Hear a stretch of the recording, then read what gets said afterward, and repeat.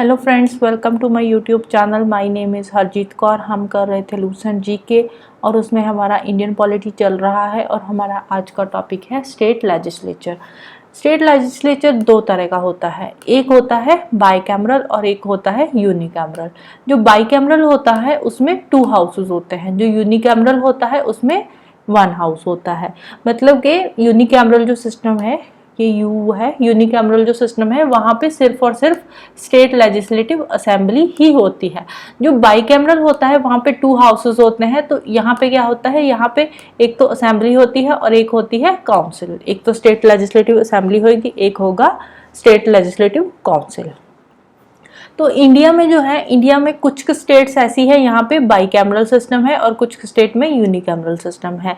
आज की डेट की अगर हम बात करें तो आज की डेट में इंडिया में सिर्फ और सिर्फ 6 ऐसी स्टेट्स है यहाँ पे बाइकैमरल सिस्टम है। कौन कौन सी है? एक तो है आंध्र प्रदेश, तेलंगाना, बिहार, कर्नाटका, महाराष्ट्र एंड यूपी। इन 6 स्टेट्स में बाइकैमरल लेजिस्लेटिव सिस्टम है। ठीक है, तो बाइकैमरल में मतलब यहाँ पे 2 हाउसेस है, काउंसिल भी है और असेंबली भी है। जो बाकी की स्टेट्स हैं वहाँ पे सिर्फ और सिर्फ यूनिकैमरल लेजिस्लेचर ही है, मतलब कि वहाँ पे सिर्फ लेजिस्लेटिव असेंबली ही है, काउंसिल वहाँ पे नहीं है। अगर किसी स्टेट में लेजिस्लेटिव काउंसिल बनानी है या ऑलरेडी बनी हुई है, उसको अबॉलिश करना है, मतलब कि उसको खत्म करना है, तो उस स्टेट में काउंसिल बनाने के लिए या अबॉलिश करने के लिए वहाँ की जो स्टेट लेजिस्लेटिव असेंबली है वहाँ पे एक रेजोल्यूशन पास होगा जो कि स्पेशल मेजॉरिटी से पास होगा। ठीक है, अगर उस स्टेट की लेजिस्लेटिव असेंबली में स्पेशल मेजॉरिटी से रेजोल्यूशन पास हो जाता है तो उसके बाद वो जाएगा पार्लियामेंट में। पार्लियामेंट में पास होने के बाद वो क्या बन जाएगा? एक्ट। और उसके बाद उस स्टेट में लेजिस्लेटिव काउंसिल अगर बनाने के लिए रेजोल्यूशन पास हुआ था तो बन जाएगी, अगर अबॉलिश करने के लिए हुआ था तो अबॉलिश हो जाएगी। ये कहाँ पे मेंशन है? आर्टिकल 169 में मेंशन है। जो लेजिस्लेटिव काउंसिल का साइज होता है वो वेरी करता है स्टेट टू स्टेट। हर स्टेट में लेजिस्लेटिव काउंसिल का साइज सेम नहीं होता। उसके जो मेंबर्स का साइज मींस वहां पे नंबर ऑफ मेंबर्स, ठीक है, नंबर ऑफ मेंबर्स ज्यादा भी हो सकते हैं, कम भी हो सकते हैं। बट जहाँ पे जो मेंबर्स होते हैं, जो असेंबली के मेंबर्स होंगे उस स्टेट में, असेंबली के मेंबर्स से 1/3 से कम नहीं हो सकते। सपोज किसी स्टेट में लेजिस्लेटिव असेंबली में 300 मेंबर्स है तो वहाँ की जो काउंसिल है, वहाँ की काउंसिल में मिनिमम 100 मेंबर्स तो होने ही चाहिए। 100 से ज़्यादा हो सकते हैं, कम नहीं रहेंगे। ठीक है, बट इसमें भी कंडीशन है, इसमें भी जो मेंबर है वो 40 से कम नहीं होने चाहिए लेजिस्लेटिव काउंसिल से। ऐसे नहीं है कि किसी स्टेट में 100 मेंबर्स ही है, स्टेट की जो लेजिस्लेटिव असेंबली है, तो वहां पे जो मिनिमम है, ऐसे नहीं है कि वो 33 या 33 से कम होंगे। मिनिमम मेंबर्स वहां पे 40 होने चाहिए। ये हमारे कॉन्स्टिट्यूशन में मेंशन है। बट ये जो हमारी लेजिस्लेटिव काउंसिल होती है, काउंसिल के जो मेंबर्स होते हैं, इसमें कुछ मेंबर्स तो नॉमिनेटेड होते हैं, कुछ मेंबर इलेक्टेड होते हैं। ठीक है, हमारे पार्लियामेंट में भी ऐसे ही होता है। पार्लियामेंट में जो राज्यसभा है तो वहां पे भी कुछ मेंबर नॉमिनेटेड होते हैं, कुछ होते हैं इलेक्टेड। जो इसकी इलेक्शन होती है लेजिस्लेटिव काउंसिल की, ये इनडायरेक्ट इलेक्शन होती है। कैसे होती है? In accordance with proportional representation by single transferable vote. तो डायरेक्टली इसकी इलेक्शन नहीं होती। ऐसे नहीं है कि हम लोग जाएंगे वोट डालेंगे जैसे असेंबली में होता है। असेंबली की इलेक्शन में हर कोई जाता है, वोट डालता है, जिसकी भी एज 18 साल से ऊपर है। ठीक है, तो वो जाकर वोट डालता है और उसकी इलेक्शन होती है। जिस भी पार्टी को 50% से ज्यादा वोट्स मिल जाती है वो पार्टी विनर होती है। बट लेजिस्लेटिव काउंसिल की जो होती है इलेक्शन, वो इनडायरेक्ट इलेक्शन होती है। इसके अलावा जो लेजिस्लेटिव काउंसिल के 5/6 मेंबर होते हैं, ठीक है, टोटल मेंबर्स का जो 5/6 मेंबर होंगे वो तो इनडायरेक्टली इलेक्ट होकर आएंगे। और इसके जो 1/6 मेंबर होते हैं, टोटल स्ट्रेंथ का जो 1/6 मेंबर होते हैं, उनको नॉमिनेट करता है गवर्नर। ठीक है, तो इसमें भी कुछ मेंबर्स नॉमिनेट होते हैं। कितने होते हैं? 1/6 मेंबर जो होते हैं नॉमिनेट होते हैं, उनको नॉमिनेट करता है गवर्नर। राज्यसभा में 12 मेंबर्स नॉमिनेटेड होते थे, उनको नॉमिनेट करता था प्रेसिडेंट। तो स्टेट लेजिस्लेटिव में क्या होता है, लेजिस्लेचर में क्या होता है, इसमें काउंसिल के 1/6 मेंबर नॉमिनेटेड होते हैं।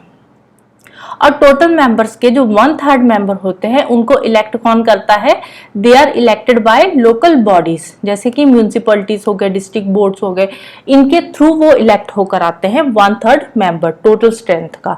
1/12 मेंबर्स इलेक्ट होते हैं by the graduates of 3 years, जो 3 इयर्स के ग्रेजुएट्स होते हैं उनके द्वारा इलेक्ट होकर आते हैं 1/12 मेंबर्स। और 1/12 मेंबर इलेक्ट होते हैं by the teachers of secondary schools और हायर एजुकेशनल इंस्टीट्यूशंस। ये वाले जो टीचर होते हैं सेकेंडरी स्कूल के, हायर एजुकेशनल इंस्टीट्यूशंस के, वो इनको इलेक्ट करते हैं, उनके द्वारा इलेक्ट होकर आते हैं। और 1/3 मेंबर्स इलेक्ट होते हैं by the members of legislative assembly. ठीक है, लेजिस्लेटिव असेंबली के जो मेंबर्स है वो 1/3 मेंबर्स को इलेक्ट करते हैं। ठीक है, कौन से मेंबर्स को इलेक्ट करते हैं, from amongst the person who are not a member of assembly, उन पर्सन्स को इलेक्ट करते हैं जो असेंबली के मेंबर नहीं है। ऐसे नहीं कि वो लेजिस्लेटिव असेंबली में से अपने मेंबर्स को इलेक्ट करेंगे, नहीं, वो उन मेंबर्स को इलेक्ट करेंगे जो असेंबली के मेंबर्स नहीं है। और जो बाकी बचे मेंबर्स होते हैं उनको कौन इलेक्ट करता है, उनको गवर्नर नॉमिनेट करता है, वो इलेक्ट नहीं होते, they are nominated by the governor. अब गवर्नर कौन से लोगों को नॉमिनेट करेगा, who are specialised in literature, science, art, cooperative movement and social service. इनमें जो एक्सपर्ट होते, स्पेशलाइज्ड होते हैं, उनमें से कुछ लोगों को गवर्नर नॉमिनेट करता है स्टेट लेजिस्लेटिव काउंसिल में। अब जो भी इनकी नॉमिनेशन होती है, गवर्नर नॉमिनेट करता है, उन पे कोर्ट कोई भी क्वेश्चन नहीं कर सकते। गवर्नर की नॉमिनेशन में किसी भी केस में कोर्ट उसमें दखलंदाजी नहीं करेगी। नेक्स्ट बात आती है लेजिस्लेटिव असेंबली की। ये मैं आपको बता चुकी हूँ, जो लेजिस्लेटिव असेंबली की इलेक्शन होती है वो डायरेक्ट इलेक्शन होती है on the basis of adult suffrage. Adult suffrage का मतलब क्या होता है कि कोई भी पर्सन जिसकी एज 18 साल से ऊपर है वो जाकर अपना वोट दे सकता है और लेजिस्लेटिव असेंबली के मेंबर्स को इलेक्ट कर सकता है। अब जिस पार्टी के फेवर में 50% से ज्यादा वोट्स पड़ेगी वो पार्टी विनर हो जाएगी। असेंबली के जो मेंबर्स होते हैं वो 500 से ज्यादा नहीं हो सकते और 60 से कम नहीं हो सकते। ठीक है, असेंबली में 500 से ज्यादा मेंबर्स नहीं हो सकते और 60 से कम नहीं हो सकते। बट इसमें भी कुछ एक्सेप्शंस है। एक्सेप्शन क्या है, जो मिजोरम की लेजिस्लेटिव असेंबली है वहां पे सिर्फ और सिर्फ 40 मेंबर्स ही है, और जो गोवा की लेजिस्लेटिव असेंबली है वहां पे सिर्फ और सिर्फ 40 मेंबर्स ही है वहां पे भी, और सिक्किम की लेजिस्लेटिव असेंबली में तो 32 मेंबर्स ही है। ठीक है, अब आप बात करोगे कि काउंसिल की, इन स्टेट्स में काउंसिल है ही नहीं है। ठीक है, तो वो काउंसिल वाला था जो पहले हमने पढ़ा था ना, मिनिमम जो स्ट्रेंथ है वो 40 से कम नहीं होनी चाहिए, वो हमने पढ़ा था लेजिस्लेटिव काउंसिल में। यहाँ पे हम बात कर रहे हैं असेंबली की। ठीक है, असेंबली की कंडीशन क्या थी कि 500 से ज्यादा नहीं होने चाहिए बट 60 से कम भी नहीं होने चाहिए। बट इसमें एक्सेप्शन कहाँ पे आती है, मिजोरम, गोवा एंड सिक्किम में। मिजोरम गोवा में 40 मेंबर्स हैं और सिक्किम में 32 मेंबर्स ही है। अब इसके अलावा जो गवर्नर है वो गवर्नर असेंबली में एक मेंबर को नॉमिनेट कर सकता है। किस मेंबर को, जो एंग्लो इंडियन कम्युनिटी का होगा। In case Anglo Indian community को प्रॉपर रिप्रेजेंटेशन नहीं मिल रही असेंबली में, तो उस केस में गवर्नर एक मेंबर को असेंबली में नॉमिनेट कर सकता है अंडर आर्टिकल 333। असेंबली की जो ड्यूरेशन होती है वो होती है 5 साल की, बट उससे पहले भी गवर्नर असेंबली को डिसॉल्व कर सकता है अगर उनका कॉन्फिडेंस नहीं बन रहा, तो सरकार पहले भी गिर सकती है।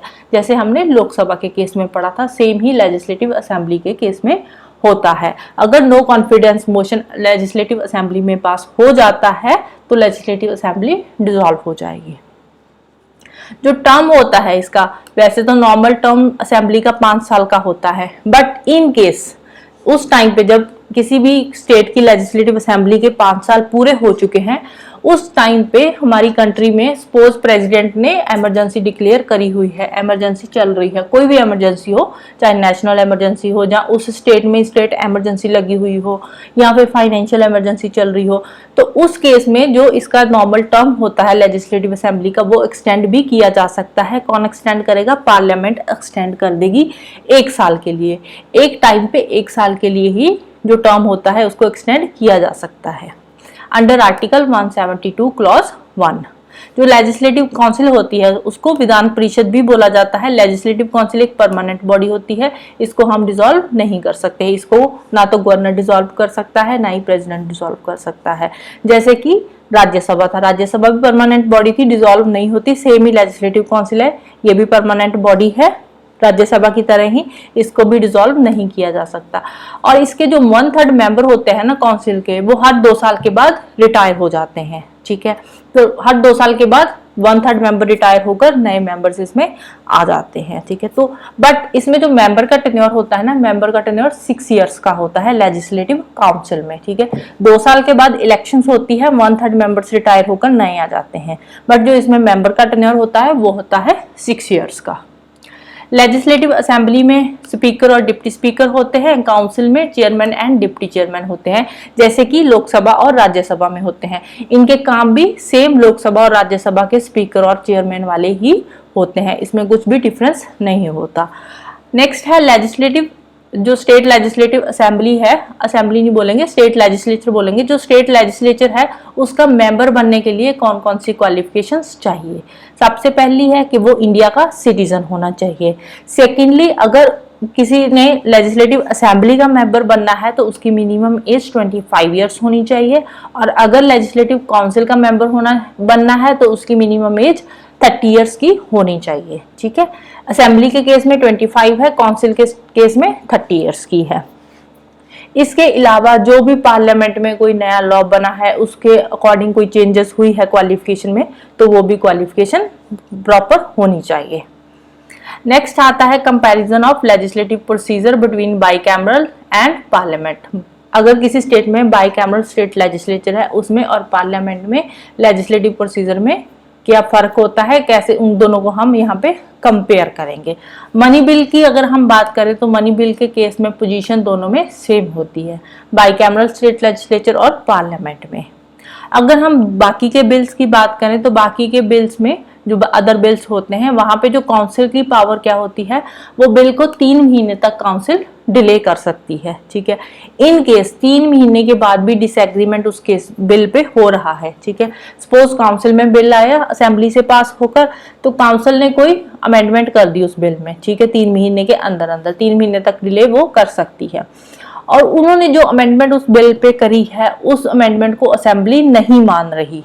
ठीक है, असेंबली ने बोला कि नहीं, ये वाली अमेंडमेंट तो नहीं हो सकती। ठीक है, उसके बाद वो बिल फिर से काउंसिल में आएगा, काउंसिल फिर वहां पे क्या हो जाएगा, डिसएग्रीमेंट हो जाएगा, मतलब कि एक दूसरे की बात नहीं मानी जा रही। ठीक है, असेंबली काउंसिल की बात नहीं मान रही। अगर असेंबली दोबारा से बिल पास करके काउंसिल के पास भेजेगी तो सेकेंड टाइम जो लेजिस्लेटिव काउंसिल है वो सिर्फ और सिर्फ बिल को 1 महीने के लिए विदहोल्ड कर सकते हैं। विद इन मंथ काउंसिल को उसका रिप्लाई करना पड़ता है हाँ या ना में। ठीक है, या तो वो बिल जो असेंबली ने अमेंडमेंट्स करी है उसको मान लेगी या नहीं मानेगी, जैसे भी है, तो विद इन ए मंथ उनको अपना डिसीजन देना पड़ता है। अगर नहीं देते तो जैसे असेंबली में बिल पास हुआ था सेम उसी तरह से वो बिल पास माना जाएगा दोनों हाउसेस में। Right, so this is all about today. Next हम करेंगे governors power of veto and panchayati raj. तो जाने से पहले वीडियो को लाइक कर देना, शेयर कर देना और चैनल को सब्सक्राइब कर लेना। Thank you, bye bye and have a nice day.